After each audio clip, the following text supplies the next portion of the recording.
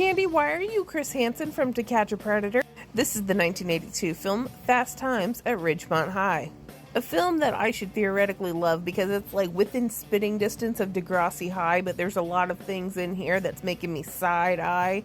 And for the love of God, I hope Jennifer Jason Leigh was of age when she made this. Okay, I just did some Googling, and Jennifer Jason Leigh was 19 at the time of filming, and Phoebe Cates was 18.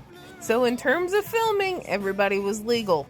The portrayal, however, is what's throwing me off, but we'll get there. So what's Fast Times at Ridgemont High about? It's a year in the life of a bunch of high school students. Primarily, this girl Stacy, she's 15, she's a freshman. She has basically discovered the world of sex. She works at the pizza place in the mall with her best friend Phoebe Cates, who is a senior, while her and a bunch of the other servers talk Stacy into waiting on a 26-year-old stereo salesman and telling him that she's 19 when she's actually 15. She tells him that she's 19, even though she really doesn't look 19, like at all. But he's like, okay, so he picks her up and takes her on a date, but the date is actually just him taking her to a baseball field and committing statutory in the dugout, but not before double checking and seeing if she's really 19. And by that, he's like, are you really 19? And she's like, yeah.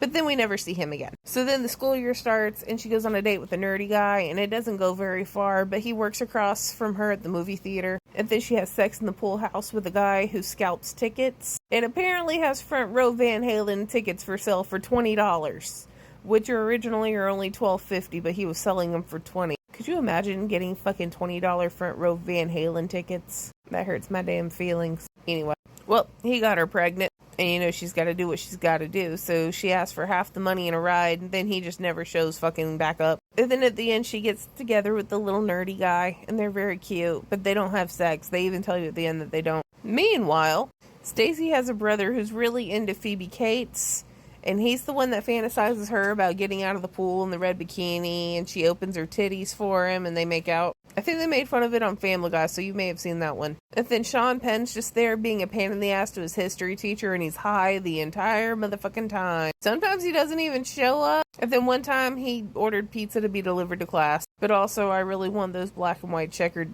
Vans. I really want a pair. And there were some other guys, something about jobs. One guy worked at a mini mart. That's it. That's the end of the movie. Now, did I like it?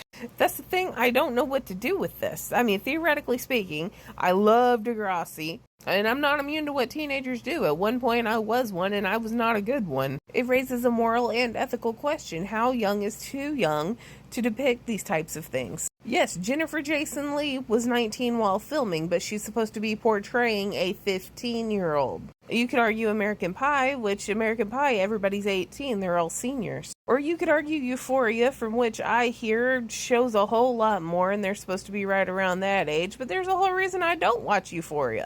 So the question is Stacy's character as a 15-year-old too young to depict what was in here as what I might consider softcore? All of this to say is I don't think it aged particularly well. And with all that in mind, yes, I do know that this movie was made in 1982 when personal morals and ethics and values were very different than it is now. That doesn't make it less uncomfortable. Sean Penn was the savior of this movie. So I don't actually know how to rate this because the pieces in this that did not age well are kind of... Yeah, Sean Penn's going to get his own star, and then I'm going to give it a star because at least I wasn't really bored. It's a talking flick, which is something I love. Y'all know me. I'll sit down and listen to people talk for hours. So I'm going to give it a 2 out of 10, but I'm going to put a little asterisk by it because I don't know how to fully rate it. So 2 to a point out of 10. Okay, bye.